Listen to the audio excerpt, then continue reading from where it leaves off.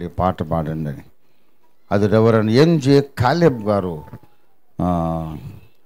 రాసిన విరిగిన మనస్సే నీకే ప్రియము యేసునాథ అని.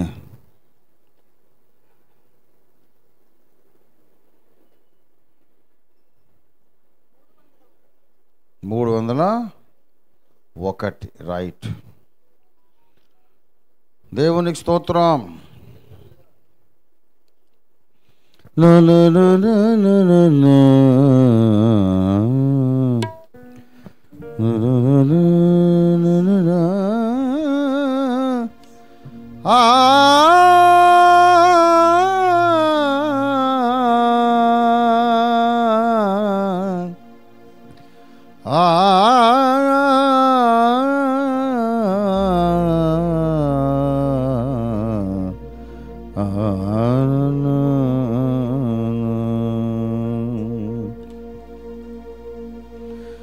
విరిగిన మనసే నీకే ప్రియము యేసునాథా,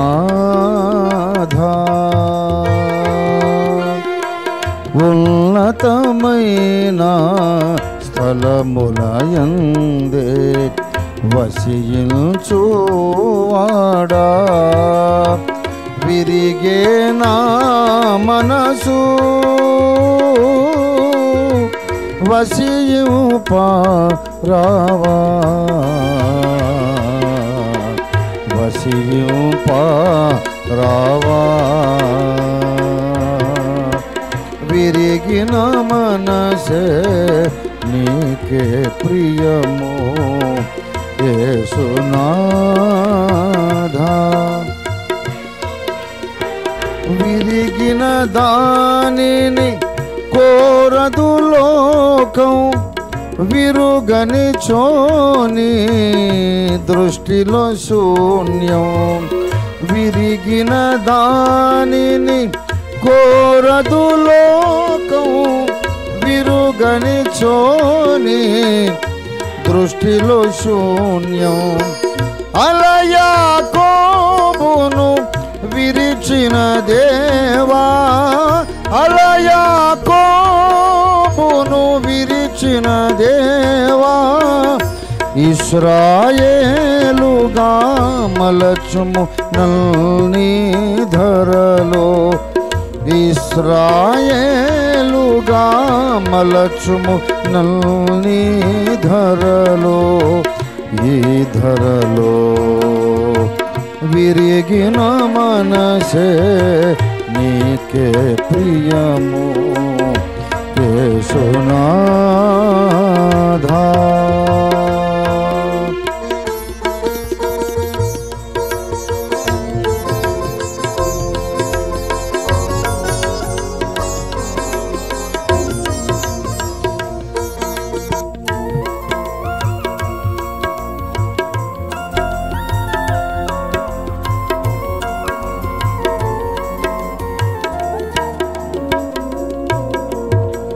విరుగని మేఘము కురువదు భువిలో, పగులని నేల ఫలములనీయదు.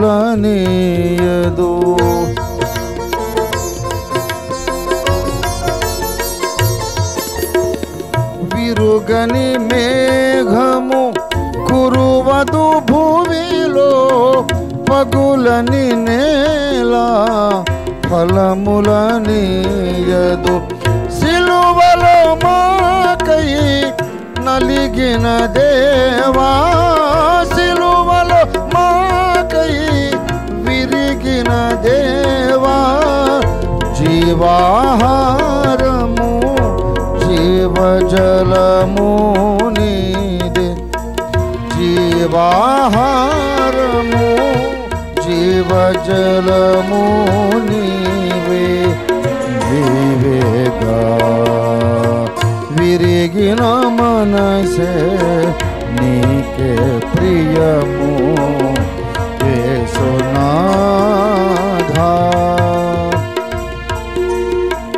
ఉన్నతమైన స్థలములయందే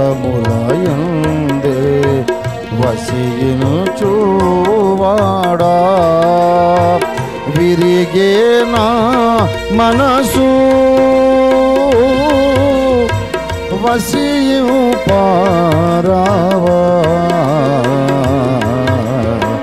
వసింపారావా విరిగిన మనసే నీకే ప్రియము యేసునాథా యేసునాథా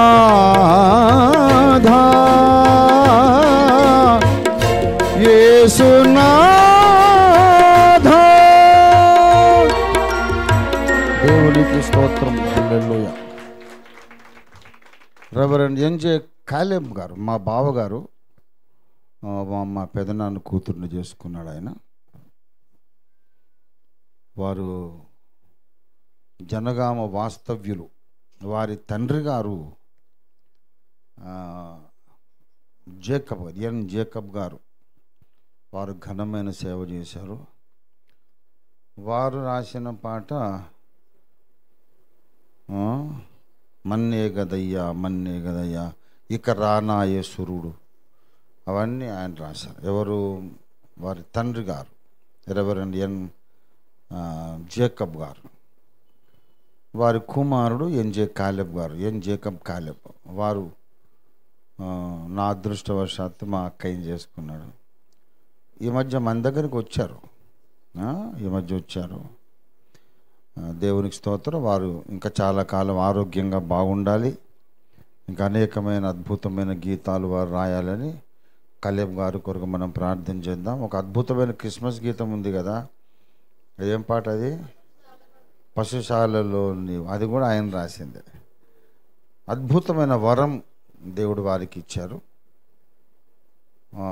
వారికి సంగీతం కూడా తెలుసు. ఎనివే మంచి సందేశభరితమైనటువంటి పాట పాడించినందుకు మన ఇంటర్నేషనల్ రిప్రజెంటేటివ్ అవేమో నాకు దైవాశీస్సులు. గాడ్ బ్లెస్ యూ బేటా. చాలా సంతోషం. ఇప్పుడు మీరు నమ్మండి నమ్మకపోండి, నేను షార్ట్ మెసేజ్ చేస్తాను.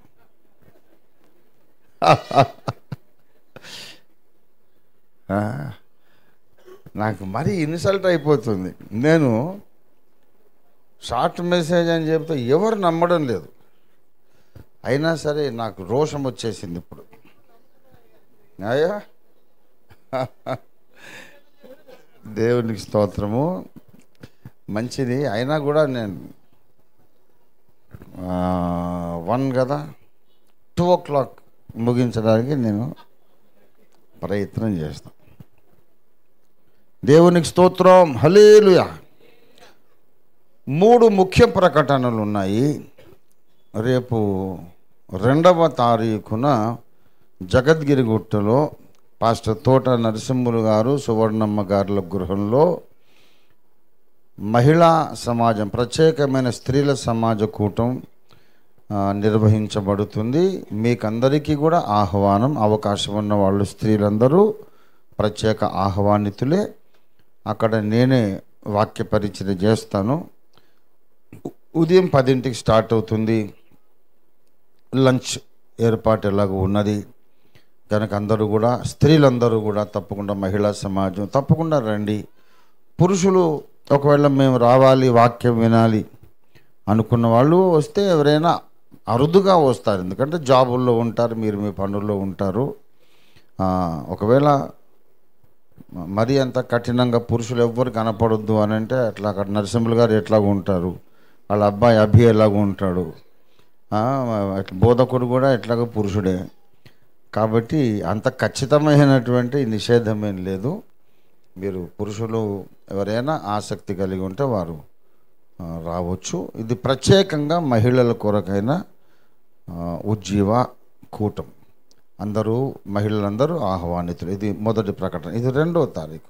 3వ తారీఖు నేను 2 నైట్ ఫ్లైట్లో వెళ్తున్నానండి. 2వ తారీఖు రాత్రి ఫ్లైట్లోనే బెంగళూరు వెళ్తున్నాను. 3వ తారీఖు బెంగళూరులో ఓఫీర్ మినిస్ట్రీస్ ఫ్యామిలీ మీటింగ్. ఓఫీర్ మినిస్ట్రీస్ అనే కుటుంబంలో నేను సభ్యురాలను అనుకునే వాళ్ళందరూ కూడా బెంగళూరులో గ్యాదర్ అవుతారు. కర్ణాటకలో ఉన్నోళ్ళు అక్కడ దావణగిరి, బళ్ళారి, హొస్పేట ఇంకా అన్ని ప్రాంతాల్లోంచి హోల్ కర్ణాటకలో ఓఫిర్ మినిస్ట్రీస్ ఫ్యామిలీ మీటింగ్ ఉంది.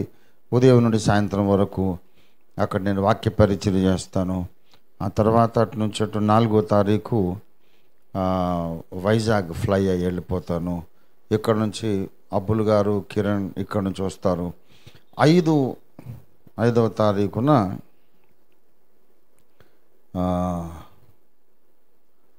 పాలకొండలో బత్తిని మన్మథరావు వారి సంఘము హోస్ట్ చేస్తున్నారు. 5వ తారీఖు ఉదయం 10 గంటల నుండి సాయంత్రం 6 గంటల వరకు ఉత్తర కోస్తాంధ్ర జిల్లాలలో ఉండే 150 సంఘాలు అందరూ కలిసి ఉపవాస ప్రార్థనా దీక్ష, మన సంఘ దర్శనం నెరవేరడానికి, మన దేశ ప్రజల రక్షణ కొరకు, మన దేశంలో ఉద్యోగం కొరకు హోల్ డే ఉపవాస ప్రార్థన చేస్తాం 5వ తారీఖు. 6వ తారీఖు ఈ 120 సంఘాలు అందరూ కలిసి సామూహిక ఆరాధన కూటం నిర్వహించుకుంటాం. 1000 జనం వస్తారు. అదంతా లైవ్లో ఉంటుంది. చాలా కాలం కిందట మనం ఇక్కడ చేసాము. అది కేపీహెచ్బి ఫంక్షన్ హాల్లో చేసాము. ఎక్కడ 30th యానివర్సరీ, 30th కదా, అదే 30వ వార్షికోత్సవ సందర్భంగా ఈ బల్లంత పెద్ద రొట్టె చేసాము కదా, దాన్ని విరిచాము. రేపు మరి ఇంకా ఎక్కువ గ్యాదరింగ్ రావచ్చు, తెలీదు. అసలు ఆరాధన క్రమం ఎలా ఉండాలి అనేది అందరికీ చూపించడానికి, నేర్పించడానికి సమస్తము మర్యాదగా క్రమముగా జరగనివుడి అనే మూల వాక్యం ప్రత్యేక అంశంతో ఆ రోజు ఆరాధన క్రమం 6వ తారీఖు నేను అక్కడ ఉంటాను. మరి ఇక్కడ క్రిస్టఫర్ గారు నడిపిస్తారు. నేను అమెరికాలో ఉన్నాను అనుకోండి, అంతే. ఆ ఒక్కరోజు అమెరికాలో ఉంటా అనుకోండి. పాలకొండ ఊరి పేరు 6 అయ్యా కాదు 5, 6 తారీఖుల్లో అక్కడ ఉంటా. 5 ఏమో విజ్ఞాపన కూటం, 6 ఆరాధన. అది శని ఆదివారాలు అక్కడ ఉంటాయి. కాబట్టి అది అమెరికా అని అనుకోండి, మీరు అనుకోండి, మీరు ప్రకటన చేసుకోండి. పాలకొండలో ఉంటాను అని అనుకుంటే మీకు బాధగా ఉంటే కనుక మిల్క్ మౌంటైన్ అనుకుంటే ఇక మీరు అమెరికా లాగా ఫీల్ అయిపోవచ్చు. దేవునికి స్తోత్రం, హల్లెలూయా. ఆ ప్రాంతంలో విజయనగరం, విశాఖపట్నం, తర్వాత శ్రీకాకుళం, ఈ 3 జిల్లాలు పాత జిల్లాలు. ఇప్పుడు 6 అయినాయి అవి. అల్లూరి సీతారామరాజు, మన్యం, తర్వాత అనకాపల్లి, విజయనగరం, విశాఖపట్నం, ఇంకా ఇంకో జిల్లా, మొత్తం 6 జిల్లాలు అయినాయి ఇప్పుడు అవి. ఈ 6 జిల్లాల అగాపే కుటుంబ సభ్యులందరూ అక్కడ వారు ఎవరైనా వింటుంటే మీకు ప్రత్యేకమైన ఆహ్వానం. నేను ఆ 3 జిల్లాల్లో ఉన్నటువంటి అగాపే కుటుంబ సభ్యులందరినీ 5, 6 తారీఖుల్లో పాలకొండలో నేను చూడాలని ఆశపడుతున్నాను. All of you must and should come and attend these glorious unique meetings. ప్రియులారా, అయ్యా ఆ ప్రాంతంలో పాస్టర్ మన్మథరావు గారు, బత్తిని మన్మథరావు గారు ఒక ప్రేయర్ ఒక ఫంక్షన్ హాల్ కట్టారు. ఆ ఫంక్షన్ హాల్ పేరు ఎంఎం ఫంక్షన్ హాల్. ఆ ఎంఎం ఫంక్షన్ హాల్లో మీటింగ్స్ జరుగుతాయి. ఇంకా బయట కూడా టెంట్లు వేస్తారు. అదొక నభూతోన భవిష్యత్తు అన్నటువంటి ప్రత్యేకమైన ఈవెంట్.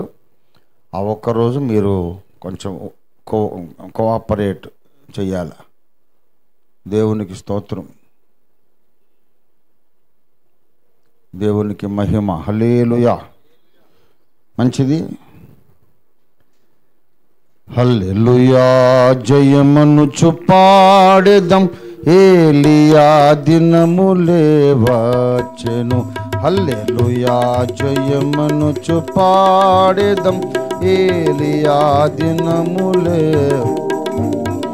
దుర్బోధలెల్ల నశింపగా వాక్యాగ్నిధర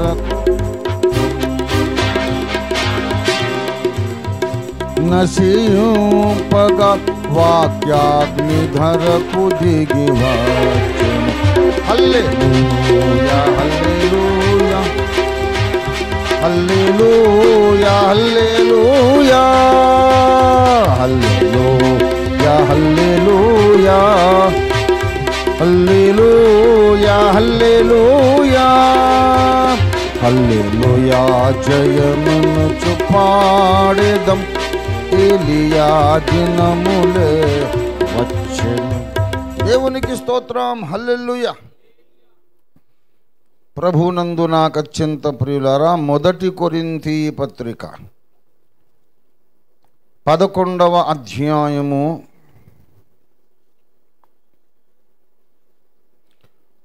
18, 19 వచనాలు నేను చదువుతున్నాను. మొదటి సంగతి ఏమనగా, మీరు సంఘమందు కూడి ఉన్నప్పుడు మీలో కక్షలు కలవని వినుచున్నాను. కొంత మట్టుకు ఇది నిజమని నమ్ముచున్నాను. మీలో యోగ్యులైన వారెవరో కనబడునట్లు మీలో భిన్నాభిప్రాయములు ఉండక తప్పదు. చిన్న మాట ప్రార్థన చేసుకుందాం. ప్రేమ కలిగిన మా మహాపరిశుద్ధ ప్రభు, మిక్కిలి గొప్ప దేవ, మా ప్రాణనాథ, మా పరమ తండ్రి, నీ బంగారు పాదములకు భక్తిపూర్వకంగా దివ్య అనురాగపూర్వకముగా ముద్దులు, స్తుతులు, నమస్కారములు చెల్లిస్తున్నాము తండ్రి. దయచేసి దిగివచ్చి నాతో మాతో మాట్లాడండి. ఎన్నో పనులు మానుకొని దూరమనక భారమనక ఇంతమంది నీ బిడ్డలు నీ సన్నిధికి వచ్చారు. వట్టి చేతులతో రావద్దన్నావు, నీకు లోబడ్డాం. వట్టి చేతులతో పంపించనని కూడా వాగ్దానం చేశావు. సమయోచిత సహాయము కొరకు కృపనిస్తానన్నావు. ఇప్పుడు మాకు సమయోచిత సందేశం, సమయోచిత వాక్య సత్య ప్రత్యక్షత అనుగ్రహించమని యేసునామంలో స్తుతించి ప్రార్థిస్తున్నాము తండ్రి. ఆమేన్. ప్రభునందు నాకు అత్యంత ప్రియులారా, చాలా అటెంటివ్గా ఉంటే నేను 10 నిమిషాల్లో ముగిస్తా, ఎక్కువసేపు మాట్లాడను. I'm serious about that. చదివినటువంటి లేఖన భాగాన్ని మనం గమనించి చూస్తే దేవుడు చాలా బ్రాడ్ మైండెడ్గా, మనిషి అన్నప్పుడు తలకు ఒక అభిప్రాయం ఉంటుందండి. లోకో భిన్న రుచి, ఖయాల్ అప్నా అప్నా, పసంద్ అప్ని అప్ని అంటారు నైజాంలో. మన దేశంలో కూడా పుర్రెకో బుద్ధి, జిహ్వకో రుచి అంటారు. అందరికీ స్వీటే ఇష్టం ఉండదు. కొంతమందికి స్వీట్ ఇష్టము, కొంతమందికి కారం ఇష్టం, కొంతమందికి పులుపు ఇష్టం, కొంతమందికి కాకరకాయ అంటేనే ఎక్కడ లేని ఇష్టం, చేదు వాళ్ళు ఇష్టంగా తింటారు. మనుషులందరికీ ఒకే అభిరుచి ఉండదు, అభిప్రాయాలు ఉండవు. కొంతమందికి వెజిటేరియన్ ఇష్టం, మంచిగా ముద్దపప్పు, మిరియాల చారు, చక్కగా ముద్దపప్పు, వేడివేడి అన్నము, వేడివేడి పప్పు, దాంట్లో ఇంత నెయ్యి చుక్కేసుకుంటే ఎంత కమ్మగా ఉంటుంది అని చాలామంది దాన్ని ఇష్టపడి తింటారు. నేను కూడా ఇష్టపడతాను. కానీ ఒకరోజు ఇష్టపడతా, రెండో రోజు కష్టపడతా. ఇక బాగుంది కదా అని రోజు ఎగబడి ఏం తింటామండి పప్పు. ఒకరోజు, 2 రోజులు, 3 రోజులు, ఇక తర్వాత అమ్మో ఇంత బాగుందని కింద పడి డొల్లే అంత ఏం ఫీలింగ్ అయితే ఉండదు. ఏముంది మళ్ళీ బెండకాయేనా అని మళ్ళీ ఏదో నిరాశ వచ్చేస్తుంది. కొంచెం నీసు తగలాల కొంతమందికి. కొంతమంది నీసు ప్రియులు ఉంటారు. వారమంతా నీసు తిన్నా కూడా వాడు ఏం డిప్రెషన్లోకి వెళ్ళడు. కానీ వారమంతా బెండకాయ తింటే డిప్రెషనే. అది నా వ్యక్తిగత అభిప్రాయం. మరి కొంతమందికి ఏం నీసు అండి, అస్తమానం నీసు అంటావు. మంచిగా బెండకాయ, వంకాయ, బంగాళదుంప అని అంటే నీ ముఖంలో నువ్వు అదే తినరా బాబు, మమ్మల్ని వదిలి అనుకుంటాం. నాదేమో ఈ మతం, వాళ్ళదేమో ఆ మతం కదా. అందరూ ఒక మైండ్ ఉండదు. ఒక్కొక్కరి అభిరుచి అది, దానికి తప్పేముంది? తప్పేం లేదు. కొంతమందికి ఇట్లా వెస్ట్రన్ టైప్ డ్రెస్సింగ్ ఇష్టం, కొంతమందికి పంచకట్టు కూడా ఎంత హుందాగా ఉంటుందండి అసలు. నాకు అది చాలా ఇష్టం, చాలా గౌరవం. అట్లా వైఎస్ఆర్ గారు ఎంత దర్జాగా అసలు కింగ్ లాగా ఉండేవాట అది వేసుకుంటే. నాకు చాలా ఇష్టము. కానీ అది ఊడిపోద్దేమని భయపడి కట్టుకోను. కానీ భయానికి ఇన్సెక్యూరిటీ, అది కట్టుకున్న కాడి నుంచి భయంగా ప్రసంగం మర్చిపోయి దీని మీద మైండ్ ఎప్పుడు ఊడిపోద్దు ఏం పాడో. ఎందుకంటే దానికి మెయిన్ నాకు దాని మీద ఒక అనుమానం దృష్టి ఏంటంటే, దానికి బటన్స్ ఉండవు, బెల్ట్ ఉండదు, జిప్పులు ఉండదు, ఏముండదు, ఒట్టిగా చుట్టడమేనా, పుసుకుని జారిపోతే ఎట్లా అని నాకు ఎప్పుడు కూడా. అయితే ఇప్పటి కూడా నేను చాలా ఆ విషయంలో ఓ పట్టుదలగా ఎన్నో విద్యలు నేర్చిన నేను పంచకట్టు నేర్పకపోతే ఎట్లా.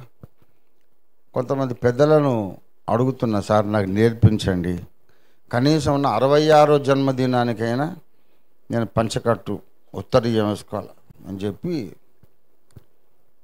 నా ఆశ. పంచకట్టు చాలా బాగుంటుంది. ఈ మధ్య రెడీమేడ్ పంచలు వచ్చినాయి, రెడీమేడ్. అది ప్యాంట్లాగా తొడుక్కోవడమే, పైన చూస్తే కుచ్చుళ్ళు మంచిగా పంచలాగా ఉంటుంది, కానీ తొడుక్కోవడం ఈజీ. బాగా అది కూడా ఒకప్పుడు కొనుక్కున్నాను నేను. కానీ ప్రాబ్లం ఏంటంటే దాన్ని ఉతికిన తర్వాత మళ్ళీ ఇస్త్రీ చేయరాదు. ఇస్త్రీ చేస్తే అది తెలిసిపోద్ది అనమాట, ఇది ఒరిజినల్ పంచ కాదని తెలిసిపోద్ది. మరి అట్లా ప్రతిసారి కొత్తదేం కొనుక్కొని వేసుకుంటాం, అది ఒకటి 20,000 ఉంటుంది. కాబట్టి కట్టుకోవడం నేర్చుకుంటేనే మంచిది అనేది నా ఉద్దేశం. కొంతమందికి ఈ పంచకట్టు ఇష్టం, కొంతమందికి ప్యాంటు, సూటు, టై ఇష్టం. దాంట్లో పాప పుణ్యాలు ఏమి లేవు. దేవుడు ఎంత బాగా చెప్తున్నాడు. కొంతమందికి తెల్ల బట్టలే ఇష్టం, కొంతమందికి రంగు బట్టలు ఇష్టం. ఏం తప్పు లేదు. మీలో యోగ్యులైన వారెవరో కనబడునట్లు భిన్నాభిప్రాయములు ఉండక తప్పదు. ఉంటాయి వేరు అభిప్రాయాలు. కొంతమందికి బంగారం వేసుకోవాలని ఇష్టం, మరి కొంతమందికి వద్దు అని అనుకుంటారు. తప్పేమున్నది? అసలు నేను పెళ్ళిళ్ళు చేస్తాను, పెళ్ళిళ్ళు చేసినాక వాళ్ళకి పిల్లలు పుడితే నేనే తీసుకుపోయి చెవులు కుట్టిస్తాను. నేను ప్రాక్టికల్ మ్యాన్, నేను ఒట్టిగా సిద్ధాంతం మాట్లాడను. ఆడపిల్ల అన్నాక కాస్త ఏదో ఇంత ఉండాలండి అని నా అభిప్రాయం. ఉంటే బాగుంటుంది, పాపం అయితే కాదు. దాంట్లో పాప పుణ్యాలు లేవు. అవకాశం ఉంటే పెట్టుకుంటే మంచిది, చక్కగా ఉంటారు. బైబిల్లో దేవుడు కూడా అసలు ఏం లేకుండా ఉండమని చెప్పలే. కన్యక తన ఆభరణమును మరచునా అంటే ఏంది? మరవరని. కన్యక తన ఆభరణమును మరచునా అంటే మనం కొత్తగా బైబిల్ రాయాలి. పెంతెకోస్తు కన్యకలు మరచెదరు. పెళ్లి కుమార్తె తన వడ్డాణమును మరచున అంటే మామూలు పెళ్లి కూతురు మరవదు, కానీ పెంతెకోస్తు పెళ్లి కూతురు అయితే మరచునని. అట్లా అసలు మొత్తమే ఏం వద్దు అనేది కూడా అంత వాక్య ప్రకారం కాదు. కనుక అవకాశం ఉంటే అంతో ఇంతో కొంచెం ఉండాలి, బంగారం ఉండాలి. ఎప్పుడైనా దేవుడు మాట్లాడితే తీసి కానుక పెట్టెలో వేసేటందుకైనా ఒకటి ఏదో ఉండాలి. ఇప్పుడు ఇశ్రాయేలీయులు అంతా ఒంటి నిండా బంగారం వేసుకొని ఐగుప్తు నుండి బయటకు వచ్చారు కాబట్టి ప్రత్యక్ష గుడారం కట్టినప్పుడు అవన్నీ మరి ఐగుప్తులన్నీ వదిలేసి వచ్చారు అనుకోండి, ఏం పెట్టి కడతారు ప్రత్యక్ష గుడారం? కనుక అది పాపమేం కాదు, బంగారం వేసుకోవడము పాపం. మరీ నన్ను చూడండి అని లుక్ ఎట్ మీ అన్నట్టు, మరి కొట్టొచ్చినట్టు, మరి గుళ్ళో దేవత అమ్మోరులాగా, లేకుంటే ఇదిగో నన్ను చూడ కిలోల కొద్ది వేసుకుంటే ఎబ్బెట్టుగా ఉంటుంది. కానీ తగు మాత్రం మోతాదు ఉండాలి. మేకప్ చేసుకున్నా చేసుకోవచ్చు.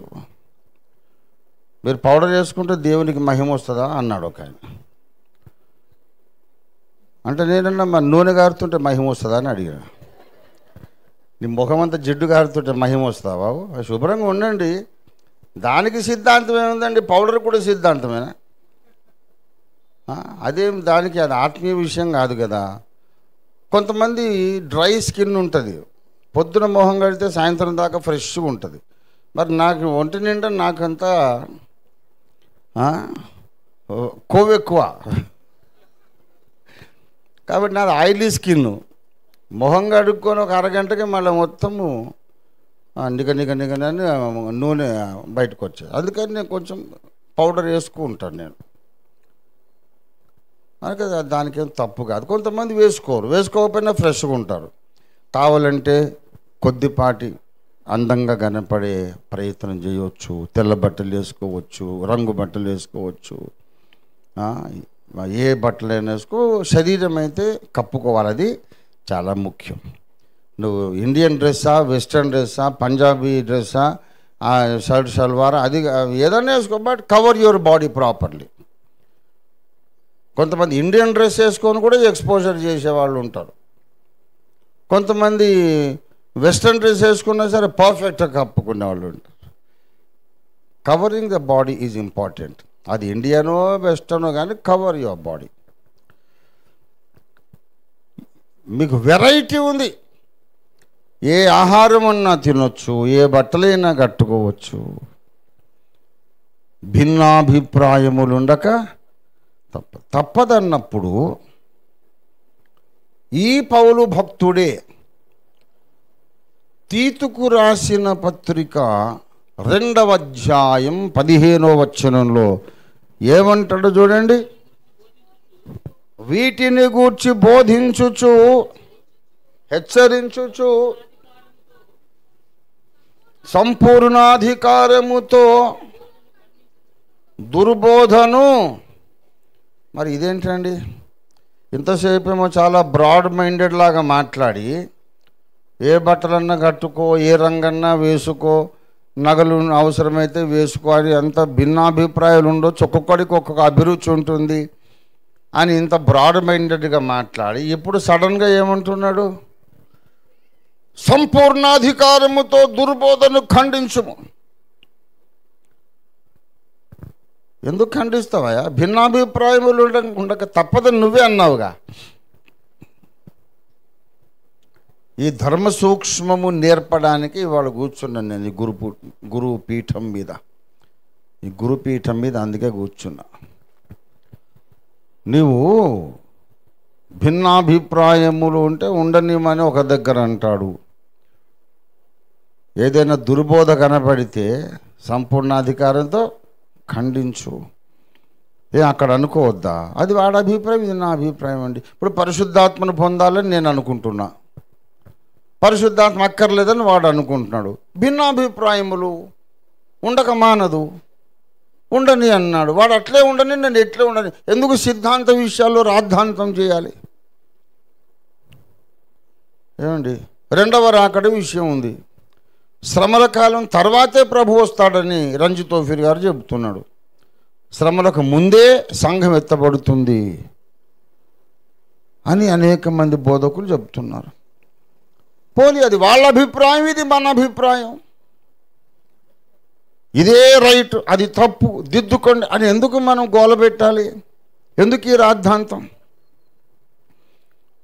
కొందరు శ్రమలకు ముందు సంఘం ఎత్తబడుతుందని చెబుతున్నారు. మనమేమో శ్రమల తర్వాత సంఘం ఎత్తబడుతుందని మనం నమ్ముతున్నాం.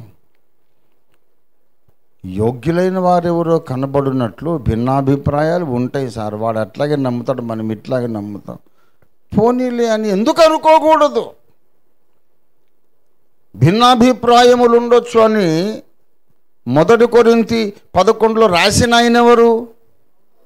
పౌలు. ఏదైనా భిన్న బోధలు కనబడితే ఖండించు అని తీతు పత్రికలో రాసింది ఎవరు? అరే ఆయనే ఆ మాట రాసి ఆయన ఈ మాట రాస్తే ఏంటి సార్ స్వయం ఖండన ఇది? ఇంతకు భిన్నాభిప్రాయాలు ఉండనివ్వాలనా, లేకుంటే భిన్నాభిప్రాయాలు కనబడితే ఖండించాలనా? ఇది ఇప్పుడు ధర్మ సంకటం. ప్రతి విషయములో క్లారిటీ ఇవ్వడానికే ఓఫీర్ మినిస్ట్రీస్ పుట్టింది, దేవుడు పుట్టించాడు. ఎన్నోసార్లు చెప్పాను, మళ్ళీ చెప్తాను. I hate confusion as much as I hate Satan, the devil himself. Satan అంటే నాకెంత పగ, కసి, కనబడితే అడ్డంగా నరుకుతావాడిని, అడ్డంగా నిలువుగా ఐమూలగా అన్ని రకాలుగా నరుకుతా. అంత కసి నాకు సైతాన్ మీద, కోపం. సైతాన్ అంటే ఎంత కోపమో తికమక ఉన్న పరిస్థితి మీద అంతే కోపం. కన్ఫ్యూషన్ ఉండకూడదు, స్పష్టత ఉండాలి. మనం ఏది నమ్ముతున్నామో, ఎందుకు నమ్ముతున్నామో మనకు ఒక స్పష్టత ఉండాలి. అరే భిన్నాభిప్రాయాలు ఉండనివ్వమని ఆయనే రాస్తాడు. నువ్వు చేసే బోధకు భిన్నంగా ఇంకెవడన్నా మాట్లాడితే ఖండించమని ఆయనే చెప్తాడు. ఎలాగ అర్థం చేసుకోవాలి? భిన్నాభిప్రాయముల పట్ల మనకు ఉండవలసిన వైఖరి ఏమిటి అనేది ఇవాళ మనం ఆలోచించాల్సిన ప్రశ్న. దానికి జవాబే నేను చెప్పే సందేశం. ప్రియులారా బాగా గమనించండి, ఆన్సర్ చెప్పి ముగించేస్తా. సార్వత్రిక క్రైస్తవ సమాజములో యేసు ప్రభువును దేవునిగా రక్షకునిగా నమ్ముకొని హృదయములో చేర్చుకొని ఆయనను ఆరాధిస్తూ ఆయనను సేవిస్తూ ఆయన్నే ప్రకటిస్తూ బ్రతుకుతున్న క్రైస్తవ సమాజంలో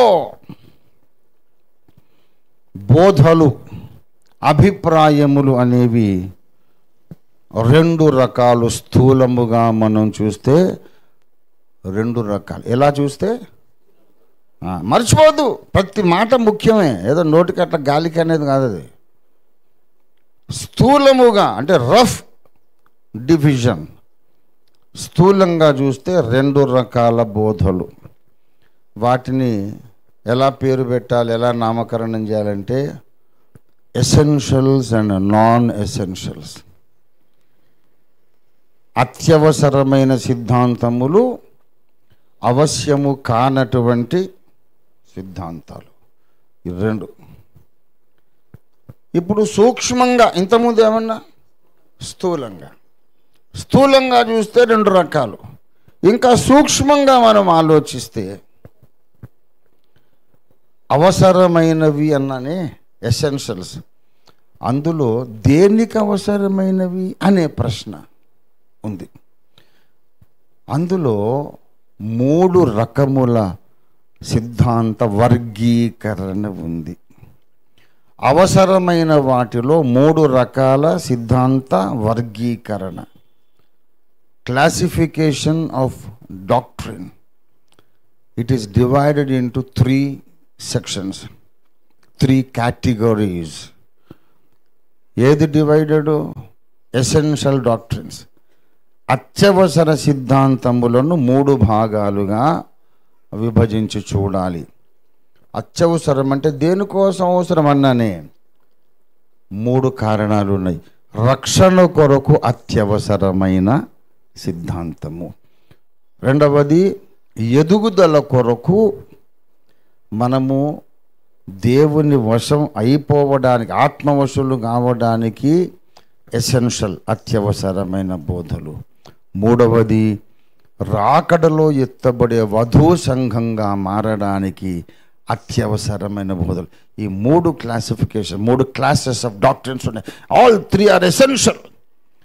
essential for your salvation, essential for your growth, and essential for you to be ready for the rapture, essential to prepare you for the rapture. ఇంత ఖచ్చితమైన క్లారిటీ ఉంది ప్రియులారా. క్రైస్తవ జీవితం అంటే అది ఆషమాషిగా ఏదో ఆదివారం వచ్చింది గుడికి వెళ్తాం, క్రిస్మస్ వచ్చింది స్టార్ పెడతాం అని కాదు. You should have absolute clarity. ఏం నమ్ముతున్నావు, ఎందుకు నమ్ముతున్నావు, ఆ క్లారిటీ మొత్తం లోపించింది ఈనాటి క్రైస్తవ సమాజంలో. They don't know what they believe, why they believe. ప్రియులారా, దేవుడు చెప్పినేమో చేయరు, చెప్పనియేమో చాలా నిష్టగా చేస్తారు. సరే, ఆ సబ్జెక్ట్లోకి వెళ్ళను. ఇప్పుడు అత్యవసరమైన సిద్ధాంతాలు ఏంటిదో నేను చెప్పకముందు అవసరం లేనివి చెప్తా. ఎసెన్షియల్ కానిది ఏంటంటే నగలు, ఆభరణాలు, ఏమండి, హెయిర్ స్టైల్, దీని గురించినటువంటి ఖండన అది అనవసరం, అనవసరం, అనవసరం. It's not possible for you to have clarity. అనవసరంగా దాని మీద దృష్టి పెట్టి గొడవలు పెట్టుకొని అవసరమైన సిద్ధాంతం వచ్చేసరికి ఇక్కడ ఏది నమ్మాలో తెలియక అలిసిపోయి సతికిల పడతాం. ఇప్పుడు కొంతమంది మగపిల్లలు మన భుజాల దాకా చక్కగా పెంచుకుంటారు, పొడుగ్గా వెంట్రుకలు పెంచుకుంటారు. కొంతమంది పెద్ద మనుషులు దాన్ని ఖండిస్తారు. వద్దు, ఇదంతా లేటెస్ట్ ట్రెండ్, ఈ లోక సంబంధం లాగా మనం ఉండొద్దు. పురుషుడు తన తల వెంట్రుకలు పెంచుకోవద్దని ఉంది బైబిల్లో, కనుక అది కత్తిరించు, మంచిగా నీట్ హెయిర్ కటింగ్ చేసుకో అంటారు పెద్దలు. మరి వాడికి అది ఇష్టం, ఏం చేస్తాము. నేనైతే ఒక్కనాటికి కూడా ఎవ్వరికి అలా చెప్పలేదు, ఎందుకంటే నాలో పరిశుద్ధాత్మ దేవుడు నిమిషం మాట్లాడుతుంటాడు. ఓసారి ఒక పిల్లోడు ఉన్నాడు, వాళ్ళ అమ్మ నాకు చెప్పింది. నేను అప్పుడు సేవలో ప్రారంభంలోనే ఉన్నాను. వాళ్ళ అమ్మని అక్క అనేవాడు. తమ్ముడు వీడంతా లోక స్నేహాలు చేసి లోకం వాళ్ళతో తిరిగి లోక సంబంధులాగా తయారయ్యాడు. అప్పుడు వెంట్రుకలు ఏంటి బాబు, నువ్వు చూడు ఎంత చక్కగా చేసుకున్నావు మిలిటరీ కటింగ్, వాడు చూడు ఈ భుజాల దాకా వెంట్రుకలు పెంచుకున్నాడు, కట్ చేయమని చెప్పాడికి అని వాళ్ళ అమ్మ చెప్పింది. మరి మా అక్కయ్య కదా కాబట్టి చెప్దామని నేను మొదలు మెంటల్గా తయారవుతున్నా. వాడి దగ్గరికి పోయి, బాబు ఎందుకు లాంగ్ హెయిర్ పెట్టుకున్నావు, కట్ చేసుకో, బాగోలేదు అంటే, ఎందుకు అంకుల్ నాకు ఇట్లా ఇష్టము, ఏం నష్టం, మీకేం కష్టము, ఎందుకని వాడు అంటున్నాడు. వాడు గ్రాడ్యుయేట్ అప్పుడే. కాదు బాబు, long hair is not good అని నేను తిక్కలో, ఐఎమ్ ఏ ఫూల్. నాకు చెవిలో ఒక స్వరం వినబడ్డది, how long is long and how short is short. పొడుగు ఉండొద్దు అని ఉంది బైబిల్లో, కానీ ఎన్నంగుళాలు ఉంటే ఓకే, ఎన్నంగుళాలు దాటితే అది లాంగ్, ఏమన్నా డెఫినేషన్ ఉందా? లేదు కదా. సరే, మరి యేసు ప్రభు కూడా ఇక్కడ దాక్కుంటే వెంట్రుకలు, రెండవ రాకడలో మనం యేసయ్యను కూడా పట్టుకొని హెయిర్ కటింగ్ చేయాలి, చేయగలమా? అరే, యేసు ప్రభు బొమ్మనేమో భుజాలు దాకా వేసుకొని సంబరంగా చూస్తాం, మన ఇంట్లో అదే హెయిర్ స్టైల్ ఉంటే తప్పది. లోక సంబంధమైన జీసస్ అమరాయన. ఇది ఎసెన్షియల్ కాదు, వాడి ఇష్టం బాబు, ఉండని ఎంత పొడుగైనా. దానికి మనకు అది సిద్ధాంతమా? పొడుగొద్దు పాదంత అవసరం లేదు, వాడికి పెళ్లి చేసి వదిలిపెడితే అయిపోయి కొద్ది రోజుల్లో అది ఎట్లనైనా బట్టతల అయిపోతుంది. దానికి ఒక పెద్ద డాక్టరీను, దానికి వాదోపవాదాలు అవసరం లేదు. కావాలంటే మంచి గయ్యాళి దాన్ని చూసి చేయండి, ఆ వెంట్రుకల సంగతి ఆమె చూసుకుంటుంది, మనకెందుకు? ప్రియులారా, దీని మీద ప్రసంగాలు, దీని మీద గద్దింపులు, దీని మీద వాదోపవాదాలు ఎంత టైం వేస్ట్. మీరు ఎంతన్నా వెంట్రుకలు పెంచుకోండి, కానీ కొప్పేసుకోకుంటే బాగుంటుంది. వెనుక నుంచి చూసినప్పుడు ఎవరైనా ఆంటీ అని పిలిస్తే బాగుండదు. కొద్దిగా మగపిల్లోడని తెలిసేటట్టు ఉంటే మంచిది. స్త్రీ పురుష వేషం వేసుకోవద్దు, పురుషుడు స్త్రీ వేషం వేసుకోవద్దు. పురుషుడు స్త్రీలా కనపడొద్దు, స్త్రీ పురుషునిలా కనపడొద్దు. ఇది బైబిల్. కనుక కొంచెం లాంగ్, ఎన్ని అంగుళాలు, ఎన్ని సెంటీమీటర్లు, ఎన్ని మిల్లీమీటర్లు అనే టూ మచ్గా పట్టింపు లేదు. కానీ try to look like a man, don't try to look like a women. అలాగే స్త్రీలు కూడా స్త్రీలాగా కనపడడం మంచి, వాళ్ళ ఇష్టం. దానితో సార్వత్రిక సంఘ సంస్కరణకు సంబంధం లేదు. Okay, you can have Liberty. నగలు వేసుకునేది అట్లాగే. మంగళసూత్రము మన దేశాచార ప్రకారం అమ్మాయికి పెళ్ళయింది అనేది తెలుస్తుంది. మంగళసూత్రం కాలిమెట్టెలు ఉంటే తెలుస్తుంది, తప్పేమి కాదు. పెళ్ళయిందని మౌన ప్రకటన, అది అలంకారం కాదు. మామూలుగా ఉన్న అమ్మాయి కంటే మంగళసూత్రం వేసుకుంటే అమ్మాయి ఎక్కువ అందంగా కనిపిస్తుందా? అందము కోసం కాదు, నేను ఒక పురుషుని సొత్తు అయిపోయినాను, నన్ను ఎవడు చెడు చూపులు చూడకండి మౌన ప్రకటన. I belong to a man, నన్ను చూడకండి వేరే మగోళ్ళు అని చెప్పే ప్రకటన. నన్ను చూడకండి రా బాబు. అది లేదనుకోండి, ఇక ఆమె ముసలిది అయిపోయిన దాకా కూడా ఈడు జోడైనోడు ఎవడన్నా వచ్చి మీ అమ్మాయిని మా అబ్బాయికి ఇస్తారని అడుగుతూనే ఉంటారు. అరే 40-50 ఏళ్ళు వచ్చిందంటే మా అబ్బాయికి 60 సారి ఇస్తారా అని అంటాడు. కనుక ఏదో ఒక సింబల్, ఆర్టీసీ బస్సులో టవల్ వేసి ఉందనుకో సీట్ మీద, ఆ సీట్లో ఇంకోటి కూర్చోడు, ఇది కూడా ఒక టవల్ అనుకోరాదు, ఇంకోటి కూర్చునే ట్రై చేయడు. అది ఉంటే, లేకుంటే సీట్ ఖాళీ అనుకొని కూర్చునే ట్రై చేస్తాడు. లేనిపోని ఘోరాలు జరిగిపోతాయి. కనుక అది పెద్ద విషయం కాదు. నగలు వేసుకోవాలన్నా, హెయిర్ కట్ చేసుకోవాలన్నా, ముఖానికి సబ్బు పెట్టుకోవాలన్నా, లేకుంటే స్నో పెట్టుకోవాలా, ఇవన్నీ ఎసెన్షియల్స్ కానే కాదు. కానీ అత్యవసరము అనే సబ్జెక్టులోకి వెళ్తే, రక్షణ కొరకు అత్యవసరమైనటువంటి విషయం, రక్షకుణ్ణి గూర్చి నీకు సరైన అవగాహన ఉండాలి. అసలు నీ రక్షణ ఎలా మొదలైంది చెప్పండి? నీ రక్షణకు ఆధారం ఎవరు? నీ సంఘము కాదు, నీ చర్చి కాదు, నీ డినామినేషన్ పెద్దలు కాదు. నీ రక్షణకు మూలాధారం యేసుక్రీస్తు అనే ఒక వ్యక్తి.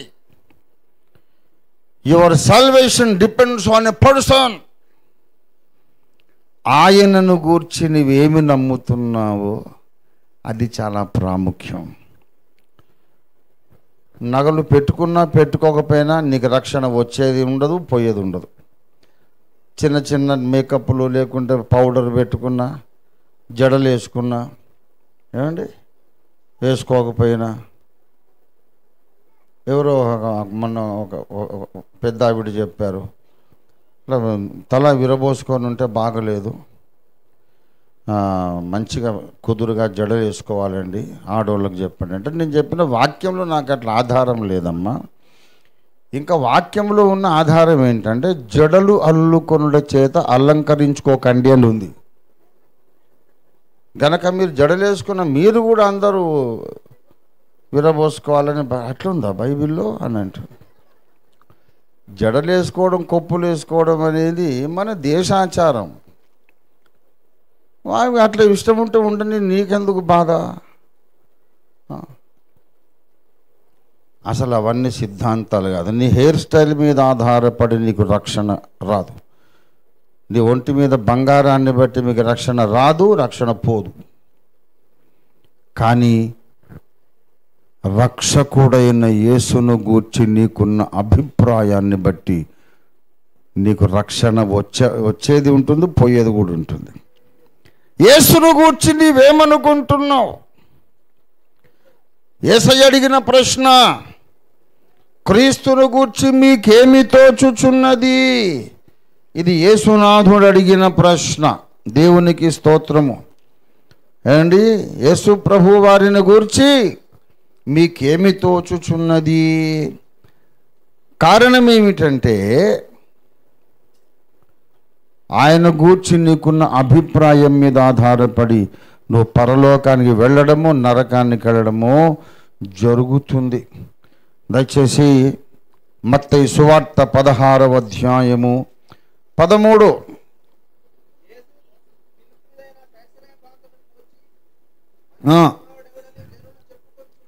మనుష్య కుమారుడు ఎవడని జనులు చెప్పుకొనుచున్నారు?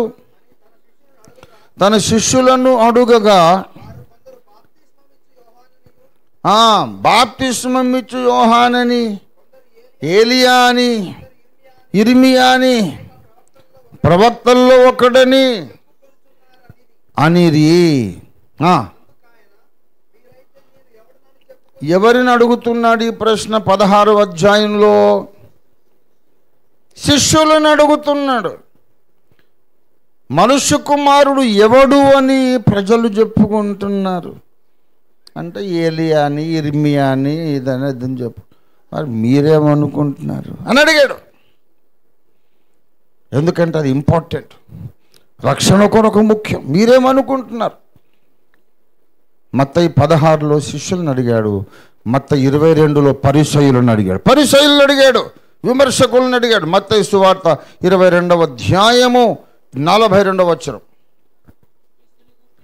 క్రీస్తును గూర్చి మీకేమి తోచుచున్నది? ఆయన ఎవని కుమారుడు అని. అవునండి, మనుష్య కుమారుని గూర్చి లోకం ఏం చెప్పుకుంటుంది? మనుష్య కుమారుని గూర్చి నా శిష్యులు ఏం చెప్పుకుంటున్నారు? క్రీస్తును గూర్చి పరిసయ్యులారా మీరేం చెప్పుకుంటున్నారు? ఎందుకు ఇన్నిసార్లు అడుగుతున్నాడు? Your opinion about Jesus, it matters for your salvation. యేసును గూర్చి ఏది పడితే అది నమ్మి నువ్వు పరలోకానికి వచ్చేది ఉండదు బాబు, నేర్చుకో. ఇదే ఇవాళ ప్రసంగం. నువ్వు బంగారు ఆభరణాలు తీసేసిన పరలోకానికి రావచ్చు, దేవుడిస్తే బంగారం వేసుకొని కూడా పరలోకానికి రావచ్చు. ముఖానికి పౌడర్ వేసుకోకపోయినా పరలోకానికి రావచ్చు, పౌడర్ వేసుకున్నా రావచ్చు. నువ్వు జడలేసుకున్నా రావచ్చు, ఊరికే వదిలేసినా రావచ్చు. It doesn't matter for your salvation. నువ్వు నాన్ వెజ్ తిన్నా రావచ్చు, వెజిటేరియన్ తిన్నా రావచ్చు. ఆహారము రక్షణ కొరకు ఇంపార్టెంట్ కాదు. నీకేది ఇష్టమో తిను. ఉన్నంతలో దేవుడిచ్చిన మంచి ఆహారం తిని ఆరోగ్యంగా ఉండు. దేవుని కొరకు సాక్షిగా బ్రతుకు. నువ్వు ఎలాంటి బట్టలు వేసుకున్నా పరలోకానికి రావచ్చు. నువ్వు తెల్ల బట్టలు వేసుకున్నా రావచ్చు, రంగు బట్టలు వేసుకున్నా రావచ్చు. కానీ యేసును గూర్చి నీ అభిప్రాయం తప్పైతే నువ్వు పరలోకానికి రావు, నరకానికి వెళుతావు. Your concept about Jesus must be right, otherwise you are definitely going to hell. Take it from the holy spirit. ఇష్టం వచ్చినట్టు యేసును గూర్చి ఏదేదో మాట్లాడి పరలోకానికి వెళ్ళేది ఉండదు బాబు. అందుకే యేసు క్రీస్తును గూర్చి ఆయన కన్యకు పుట్టాడని మేము వాదిస్తాం. ఆయనలో ఉండే రక్తం మానవ రక్తం కాదని మేము వాదిస్తాం. ఆయన కన్యకు పుట్టవలసిన అవసరం ఏమొచ్చిందంటే మామూలుగా పుట్టిన వాళ్ళందరికీ చెడిపోయే స్వభావం ఉన్నదని నిరూపిస్తాం. ఈ మధ్య ఇన్ని వాదోపవాదాలు ఎందుకు? జన్మ పాపం ఉన్నదా లేదా? ఇప్పుడు జన్మ పాపము ఉన్నదన్నోడు కానీ జన్మముతో పాపము లేదన్నోడు కానీ అందరూ ఒక దగ్గర అగ్రి అవుతున్నారుగా. పుట్టుకతో పాపం వచ్చినా రాకపోయినా తర్వాత దశలో అందరూ పాపులే అని వాళ్ళు మనం అందరూ ఒప్పుకుంటున్నాం కదా. పుట్టినరోజు లేకపోవచ్చు, తర్వాతైనా పాపం ఉందని ఒప్పుకుంటున్నారుగా. ఇంకా ఎందుకు ఈ గొడవ, ఎందుకు ఈ వాదోపవాదాలు? చాలామందికి అర్థం కావట్లేదు. జన్మముతో మనిషి పాపిగాడు అని చెప్పినప్పుడు యేసులో మరియ రక్తం ఉన్నదని నమ్మాల్సి వస్తుంది. నమ్మటానికి ఇష్టపడుతున్నారు, వాళ్ళు అదే నమ్ముతున్నారు. ప్రాక్టికల్గా జన్మ పాపము లేదని నమ్మే ఆ సెక్ట్ ఉంది చూశారు, వాళ్ళ శిష్యులు వాళ్ళందరూ ఏం నమ్ముతున్నారంటే యేసులో కన్య మరియ రక్తం ఉన్నదని. కన్య మరియ రక్తము యేసులోనికి వచ్చింది అంటే ఆదాము రక్తం హవ్వ రక్తం వచ్చింది. There is no objection. మరి యేసు పరిశుద్ధుడు ఎట్లాగా అవుతాడు అంటే, పరిశుద్ధుడు ఎవడైనా తన కార్యాలను బట్టి పరిశుద్ధుడు. పాపం చేసినవాడే పాపి, పాపం చేయనివాడు పరిశుద్ధుడు. స్వభావంతో ఏం అవసరం లేదు. కనుక యేసులోనికి మరియ రక్తం వచ్చింది, అయినా ఆయన పరిశుద్ధుడు, పాపం చేయలేదు కాబట్టి అనే భయంకరమైన బోధ వ్యాప్తి చెందుతూ ఉంది. దీని మీద మేము యుద్ధం ప్రకటించాం. ఈ బోధ విన్నప్పుడు భిన్నాభిప్రాయములు ఉండక తప్పదు. మీలో యోగ్యులైన వారెవరో కనబడుటకు అభిప్రాయ భేదాలు ఉంటే ఉండని అనుకోం మేము. నువ్వు అన్య భాషలు వద్దంటే మేము వదిలేస్తాం. అది ఎసెన్షియల్ ఫర్ సాల్వేషన్ కాదు. అన్య భాషలు లేవు ఆగిపోయినాయి అంటే అది రక్షణకు మూలాధారమైన సిద్ధాంతం కాదు, అది ఎదుగుదలకు అవసరం. నువ్వు అన్య భాషలు మాట్లాడితే నువ్వు క్షేమాభివృద్ధి పొందుతావు. అన్య భాషలు మాట్లాడకపోతే నీకు క్షేమాభివృద్ధి ఉండదు, నీకే నష్టం, ప్రపంచానికే నష్టం లేదు. నీ ఇష్టం. వేరే కొన్ని సిద్ధాంతాలు నీ వ్యక్తిగత లాభము, వ్యక్తిగత క్షేమాభివృద్ధి కొరకు ఉన్నాయి. ఆ విషయంలో మేము పెద్దగా అసలు పట్టించుకోం. నీ ఇష్టం బాబు, నీకు ఎలాగ అర్థమైతే అలాగా. నేను బాప్టిస్ట్ వారితో సహవాసం చేస్తాను, హెబ్రోన్ వారితో, పెంతెకోస్తు వారితో, అందరితో నేను సహవాసం చేస్తాను. కొన్ని విషయాల్లో వాళ్లకు నాకు అభిప్రాయ భేదాలు ఉండొచ్చు. బైబిల్ మిషన్ వారితో సహవాసం చేస్తాను. వేరే వేరే అభిప్రాయ భేదాలు ఉండొచ్చు. పర్వాలేదులే అన్నయ్య, పర్లేదు తమ్ముడు, నీకు అలాగ అర్థమైంది నువ్వు అలా నమ్ము, నాకు ఇలాగ అర్థమైంది ఇలా నమ్ముతాను. దానివల్ల రక్షణ పోయేదేమి ఉండదు. కానీ యేసులోనే మానవ రక్తం ఉన్నదని నమ్మితే, ఆ మానవ రక్తం కలిగిన యేసును నీవు నమ్మితే నువ్వు రక్షణ పొందలేవు. మానవ రక్తం కలిగిన యేసు నీకు రక్షకుడు కాలేడు. యేసు నిన్ను రక్షించాలంటే మానవ రక్తం కలిగిన యేసును నమ్మితే లాభం లేదు. అమూల్యమైన రక్తం కలిగిన యేసును నమ్మాలి. దేవునికి స్తోత్రం కలుగును గాక. 1 పేతురు పత్రిక 1వ అధ్యాయం 19వ వచనంలో అమూల్యమైన రక్తము చేత నీ రక్తం, నీ రక్తం, రక్తం రక్తం అండి, రక్తం ఇంపార్టెంట్. రక్తం యొక్క క్వాలిటీ ఇంపార్టెంట్. యేసు రక్తం ఎటువంటిదంట? అమూల్యమైనదంటే విలువ కట్టలేనంత ఖరీదైనది. నెక్స్ట్ ఇంకేంటి?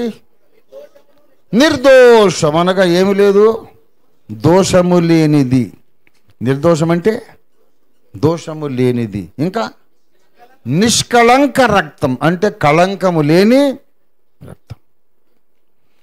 యేసులోనికి మరియ రక్తం వస్తే, మరియ రక్తమే యేసులోనికి వచ్చి నిష్కళంకమైనదైతే అప్పుడు మరియ రక్తం కూడా ఏమై ఉండాలి? నిష్కళంకమై ఉండాలి.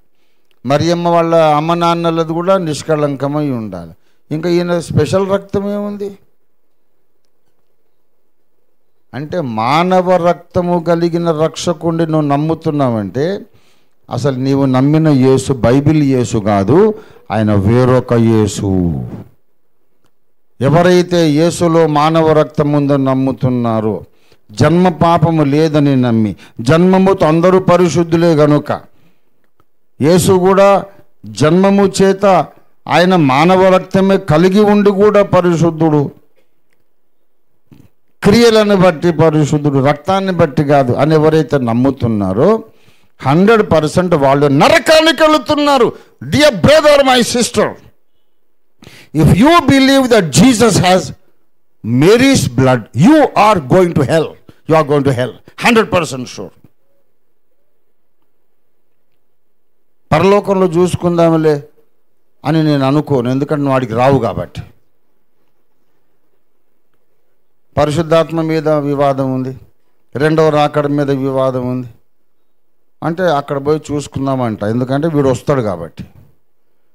ఏ సిద్ధాంతములోనైనా విభేదించిన వాడు పరలోకానికి వస్తాడు, కానీ మనిషికి జన్మ పాపము లేదని, దాని యొక్క సిద్ధాంతము యొక్క జన్మ పాపము లేదనే సిద్ధాంతాన్ని బట్టి యేసు జన్మలో కూడా మరియ రక్తమే ఉన్నదని నమ్మేవాళ్ళు 100% అసలు వాళ్ళు క్రైస్తవులు కాదు, రక్షణ పొందలేదు. వాళ్ళు మారు మనసు పొందాలి, పశ్చాత్తాపపడాలి, సువార్తను నమ్మాలి. అమూల్యమైన యేసు రక్తము వారు తమ మీద ప్రోక్షించుకొని నీటిలో బాప్తిస్మం పొందాలి, లేకపోతే సంకలో బైబిల్ పెట్టుకొని వాళ్ళు నరకానికి వెళ్తారు. Yes, many people will go to hell with Bible in their hands. సంకలో బైబిల్ పెట్టుకుంటే నువ్వు పరలోకానికి వెళ్ళవు బాబు. ప్రపంచ క్రైస్తవులారా ఏకంగా నినాదం ఇస్తే పరలోకానికి వెళ్ళవు. సిలువలో కారిన ఆ రక్తం ఆదాము హవ్వల రక్తానికి, మరియ రక్తానికి భిన్నమైన రక్తం అని నమ్మితేనే నువ్వు పరలోకానికి వెళ్తావు. అందుకని నాశనమైపోతున్నటువంటి నకిలీ క్రైస్తవులను రక్షించడానికి మేము జన్మ పాపము లేదని చెబుతూ అందరికీ నాశనం కలిగిస్తున్న వీళ్లకు కనువిప్పు కలిగించే ప్రయత్నం చేస్తున్నారు. జన్మ పాపం లేదంటారు, అందరినీ జోగొడతారు. వాడి కనువిప్పు కలిగించాలా? ఎలా కనువిప్పు కలిగించాలా అంటే, జన్మము చేత మనుషులందరూ పాపులయ్యా, యేసు ఒక్కడే పవిత్ర జన్మము కలిగినవాడు. దేవునికి స్తోత్రం కలుగును గాక. ఏమండి, యేసు ధ్యానించి నీ పవిత్ర జన్మ మీ వేళ స్తోత్రము. పాత పాటలు పాడి అర్థం చేసుకుంటే దాన్ని మించిన థియాలజికల్ కాలేజే లేదు. పెద్దలు అన్ని సిద్ధాంతాలు ఆ పాటల్లో పొందుపరిచారు. యేసు ధ్యానించి నీ పవిత్ర జన్మం ఈ వేళ స్తోత్రము నర్పింతుము. ఆనాది వాక్య మాయే నర రూపు నమస్కరింపరండి, నమస్కరింపరండి, నమస్కరింపరండి ఉత్సాహముతో. ఆయన ఆకారమందు మాత్రమే మనుష్యుడిగా కనపడ్డాడట. ఫిలిప్పీ పత్రిక 2వ అధ్యాయము 7వ వచనం. మనుష్యుల పోలికగా పుట్టి దాసుని స్వరూపం ధరించుకొని తన్ను తానే రిక్తునిగా చేసుకొనెను. మరియు ఆయన ఆకారమందు మనుష్యునిగా కనబడి, దేవునికి స్తోత్రం కలుగును గాక. ఆకారం మనుష్యాకారం, కానీ ఆయన స్వభావము దేవస్వభావం. దేవస్వభావం, మానవ స్వభావం కాదు. స్వభావరీత్యా యేసు పరిశుద్ధుడు. Not only by his deeds, క్రియలను బట్టి మాత్రమే కాదు. ఆయన ఆయన పుట్టడం కొరకు మరియమ్మ గర్భధారణ, ఆ గర్భధారణ ద్వారా ఆయన లోపలికి వచ్చిన రక్తం, ఇవి మానవ జాతికి సంబంధించినవి కాదు కాదు కాదు కాదు గనుక ఆయన పాపులలో చేరక ప్రత్యేకముగా ఉన్నాడు. హెబ్రీ పత్రిక 7:26. పవిత్రుడు, నిర్దోషి, నిష్కల్మషుడు, పాపుల్లో చేరక ప్రత్యేకంగా ఉన్నవాడు. హల్లెలూయా, హల్లెలూయా. ఇహపరములలో నీ జన్మ మహదానందము కలిగించే. ఇహపరములలో నీ జన్మ మహదానందము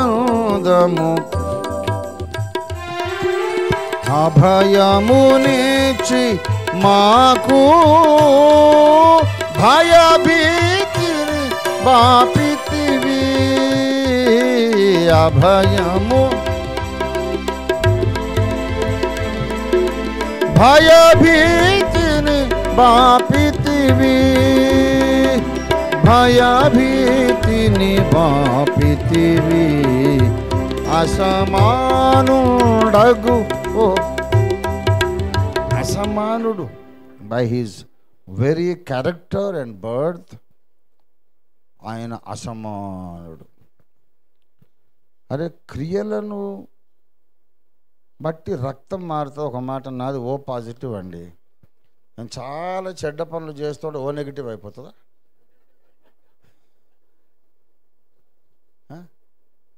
ఏ group, B group, AB group అయిపోద్దా? నీవు చేసే పనులను బట్టి నీ రక్తం మారదు. నీ తల్లి గర్భంలో ఒక ఏకకణము జీవిగా, ఏకకణ జీవిగా నీవు ఒక అండం పోయి పిండంగా మారినప్పుడు నీలోనికి వచ్చిన జన్యువులు డిఎన్ఏని బట్టి నీ బ్లడ్ గ్రూప్ ఏర్పడుతుంది, ఆ బ్లడ్ క్వాలిటీ ఏర్పడుతుంది. నీవు నేను సకల మనుష్య జాతి ఆదాము హవ్వ తప్ప అమ్మ గర్భంలో రూపించబడ్డ వాళ్ళందరికీ వాళ్ళ తల్లి గర్భంలో అండము పోయి పిండం అయినప్పుడు వచ్చిన రక్తం అంతా ఒక కేటగిరీ. మరియమ్మ తొలిచూలు కుమారుడు పిండమైనప్పుడు వచ్చిన బ్లడ్ క్వాలిటీ వేరు, అది సపరేట్ క్వాలిటీ, అది అమూల్యమైనది. అని అందరిలాగా ఈయనకు వస్తే అమూల్యమైనది ఎట్లాన్నాయా? నీ లాజిక్ ఎక్కడికి పోయింది అసలు?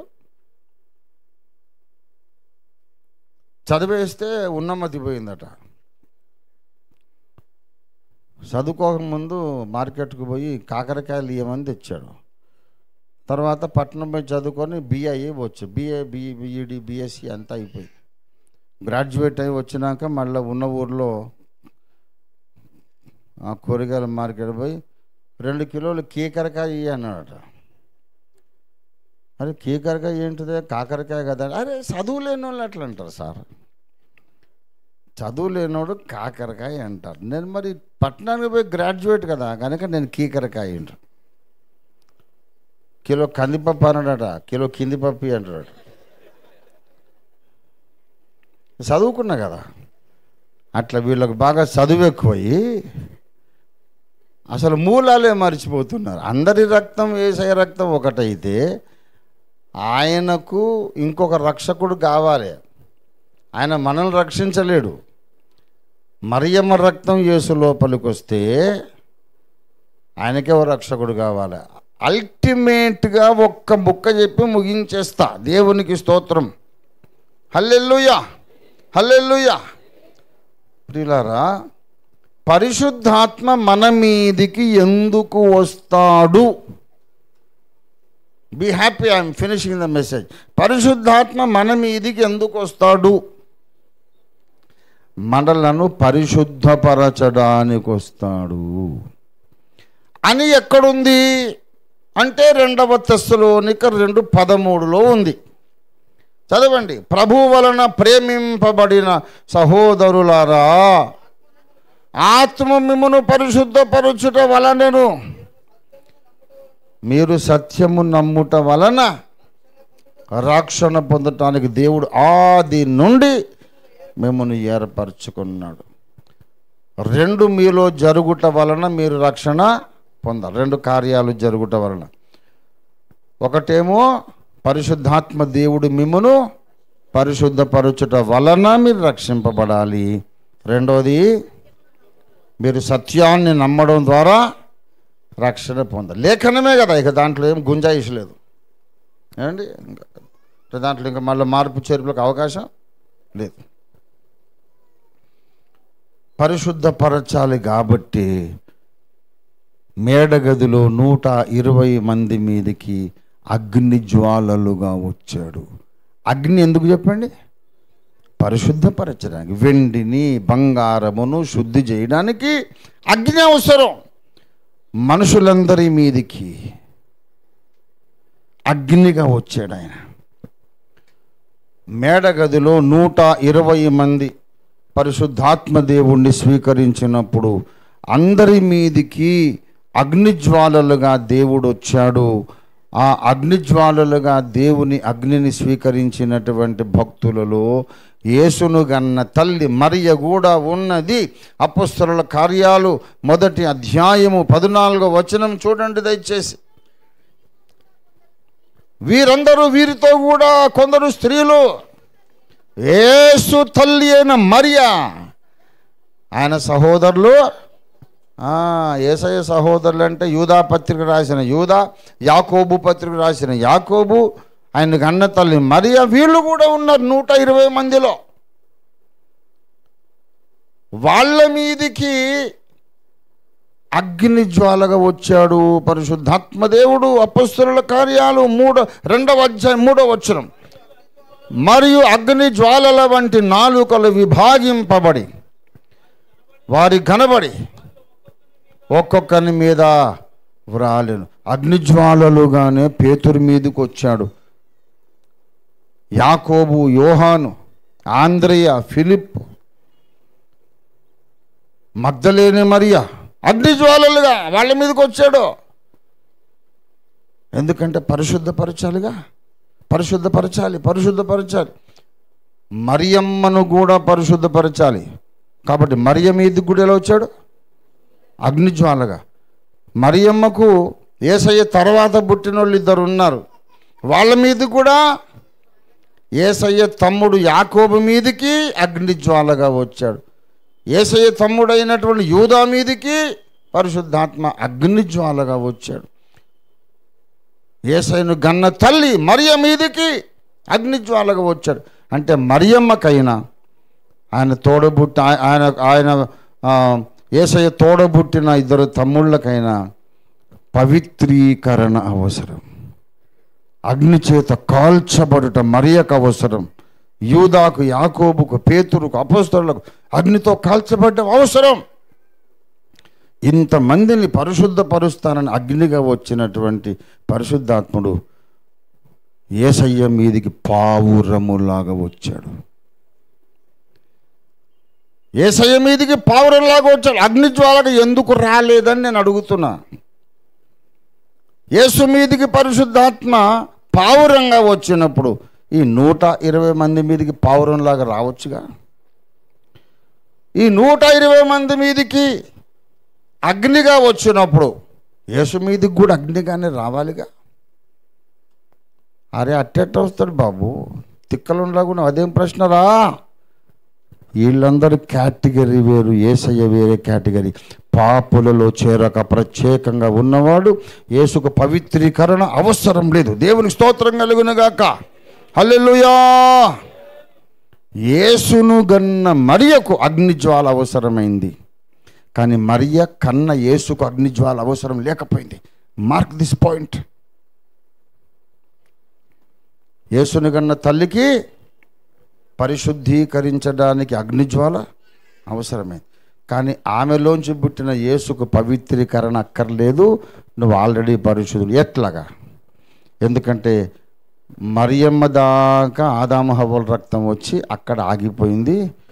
యేసు దగ్గర అమూల్య రక్తం స్టార్ట్ అయింది. దేవునికి స్తోత్రం కలుగునుగాక. కాబట్టి రక్షకుణ్ణి గూర్చిన భిన్నాభిప్రాయాలు పెట్టుకొని ఎవడు పరలోకానికి రాడు.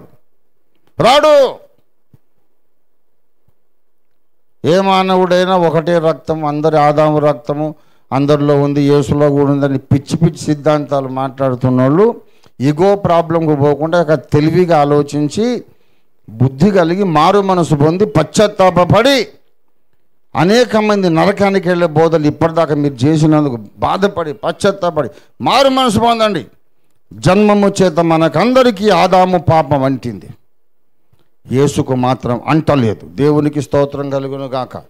మనందరం ఎట్లా పాపులమయ్యాము? మనం పాపం చేసినందుకు మాత్రమే కాదు. కళ్ళు ఎక్కడ పెట్టుకుని బైబిల్ చదివా బాబు? మళ్ళీ లోకంలో ఎవరికి బైబిల్ అర్థం కాలేదు, నాకు ఒక్కడికి అర్థమైందని చెప్తాడు బందర్రావు. రోమాపత్రిక 5వ అధ్యాయం 19 ఏలయనగా ఒక మనుష్యుని అవిధేయత వలన అనేకులు పాపులుగా చెయ్యబడిరి. అలాగే 15 అయితే అపరాధము కలిగినట్లు కృపావరము కలగలేదు. ఎట్లనగా ఒకని అపరాధము వలన 16 అల్టిమేట్ మరియు పాపము చేసిన ఒక్కని వలన శిక్షావిధి కలిగినట్లు. ఒకడు ఆదాము అనేవాడు. 12వ వచనం ఒక్క మనుషుని ద్వారా పాపము ద్వారా మరణమును లోకములో ఎలాగూ ప్రవేశించను అలాగునే మనుషులందరూ పాపం చేసినందున మరణం అందరికీ సంప్రాప్తమైన. అలాగునే మనుషులందరూ పాపం చేయడం సెకండ్ స్టేజ్, 2వ స్టేజ్ అది. ఈ మనుషులందరూ పాపం చేయడం అనేది ఆ దశ రాకముందేం జరిగింది? ఆదామనే ఒక మనుషుని ద్వారా లోకంలోకి ఏమొచ్చింది? పాపం వచ్చింది. పాపము ద్వారా మరణం వచ్చింది. గనుక ఆదామునందు మనందరమును పాపులమైనాము. దేవుని బిడ్డలారా, ఒక మనుషుని అవిధేయత వలన అనేకులు పాపులుగా చేయబడ్డారు. ఇంత స్పష్టంగా చెప్తున్నా. నేను చేసిన పాపాలను బట్టే పాపిని కాదు, ఆదామనే ఒక మనుషుని తప్పును బట్టి నేను పాపినైనాను. అదే యోబు గ్రంథం 14:4 చెప్పాడు. యోబు గ్రంథం 14వ అధ్యాయం 4వ వచనం, పాప సహితునిలో నుండి.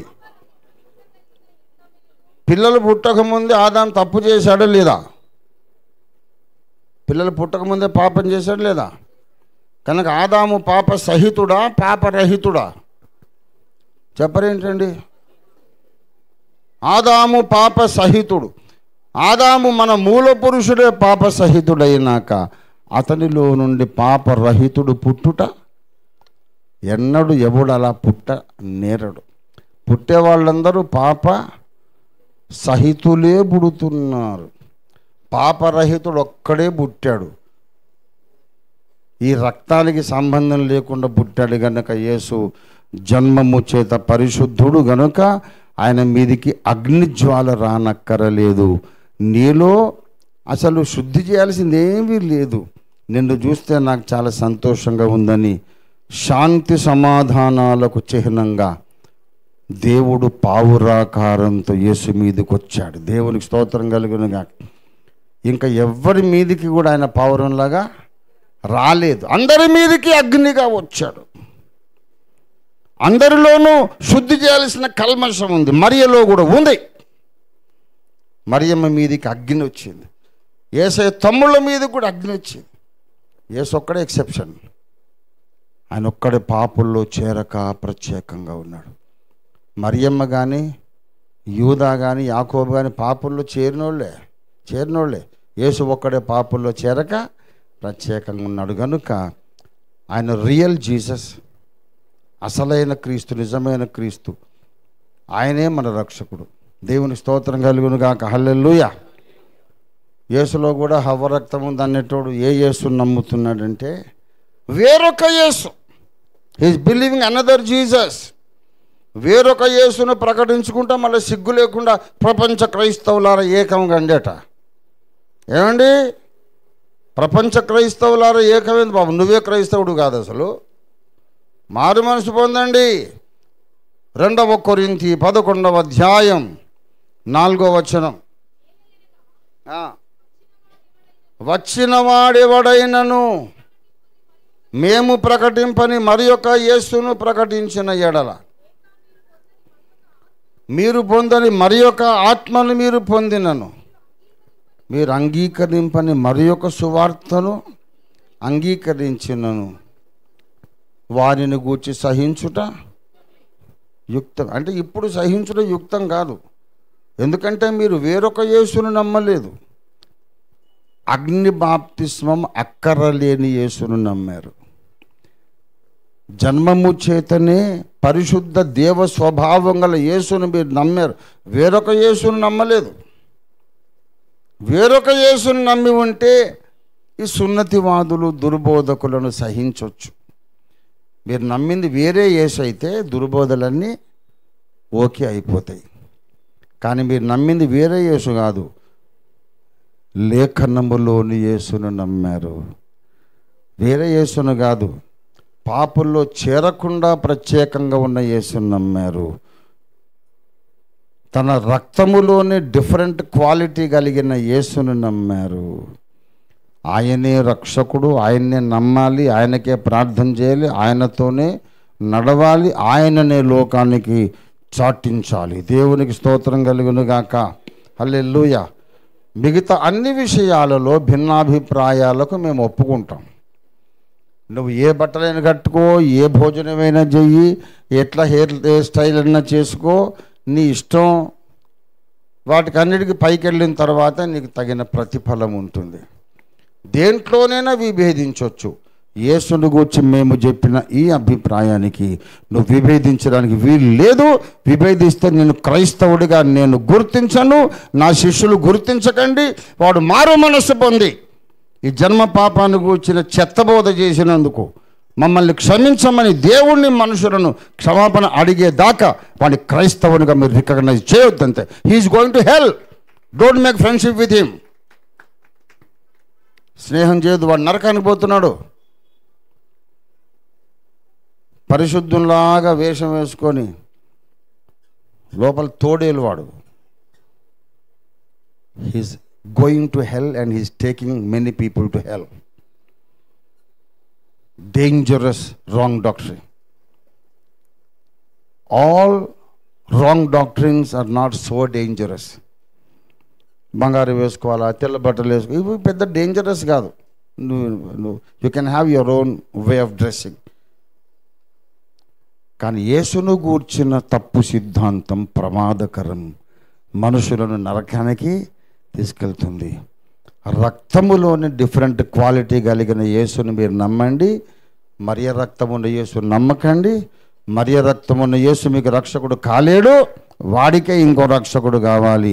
నా యేసు రక్షకుడని యేసు, పౌలు ప్రకటించిన యేసు, మరియ రక్తము లేని యేసు, ఆయన దేవుని రక్తం కలిగిన యేసు, ఆయన్ని రక్షకుడు. ఆయన్నే నమ్ముదాం, ఆయన్నే ప్రకటిద్దాం. దేవుడి వాక్యాన్ని మన వినికిడిలో ఆశీర్వదించునుగాక. రండి ప్రార్థన చేసుకుందాం.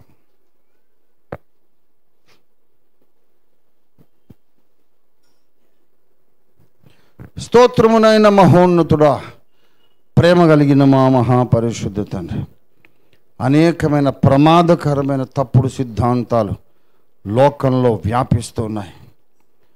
చాలామంది తాము రూఢిగా నిశ్చయమైనట్టు పలికే సంగతులను వాళ్ళే గ్రహించకపోయినా, వాళ్ళకే అర్థం కాని విషయాలు వాళ్ళు మొండి పట్టుదలతో నిశ్చయమైనట్లుగా ప్రకటిస్తూ నిష్ప్రయోజనమైన ముచ్చటలకు తిరిగారు.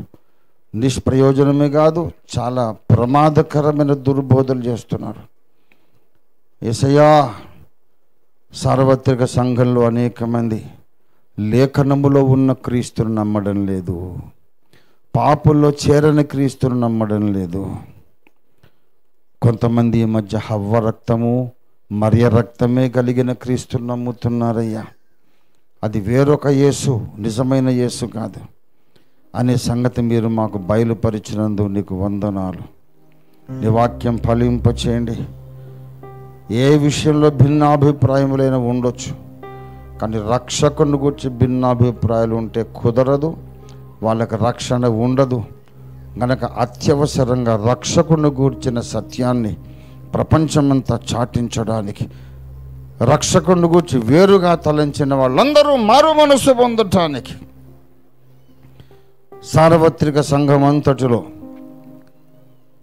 రక్షణ పొందామన్న భ్రమలో ఉండి వేరొక యేసును ప్రకటిస్తున్నవాడు నిజమైన క్రీస్తును డిస్కవర్ చేసి రక్షణ పొందడానికి సహాయం చేయమని యేసు నామములో స్తుతించి ప్రార్థిస్తున్నాం తండ్రి. మన తండ్రి అయిన దేవాది దేవుని శాశ్వత ప్రేమ, సర్వ జగద్రక్షకుడైన యేసునాథుని అనంత కృప, పరిశుద్ధాత్మ దేవుని తోడి దివ్య మనోహర సహవాసం చేరివచ్చిన మనకందరకు భూలోకమందున సకల భక్త కోటికి ఇప్పుడు ఎల్లప్పుడు సదాకాలం తోడై ఉండుగాక. యేసు రక్తమునకు జయము, ప్రభు యేసు రక్తమునకు జయ. ప్రభుయేసునామమునకు సంపూర్ణ జయం కలుగునుగా. ఆమేన్. ఆమేన్.